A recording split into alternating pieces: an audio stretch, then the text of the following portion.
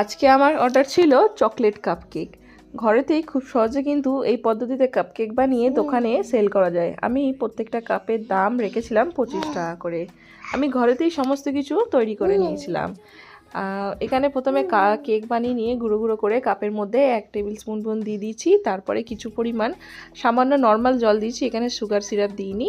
ওপর থেকে ক্রিম সমস্ত কাপের মধ্যে স্প্রেড করে দিয়ে ওপর থেকে আর কিছু পরিমাণ চকো চিপস ছড়িয়ে দিচ্ছি।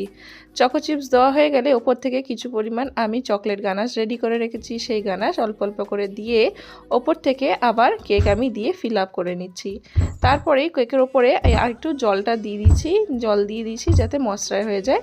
ময়েশ্চার হয়ে যাওয়ার পরে ওপর থেকে ক্রিম দিয়ে সুন্দর করে 2D নজল নাম্বার দিয়ে ভালো করে আমি ডিজাইন করে নিয়েছি। আশা করি কেকটা ভালো লেগেছে। যদি ভালো লেগে থাকে একটা লাইক সাবস্ক্রাইব অনুরোধ রইল। Bye bye viewers.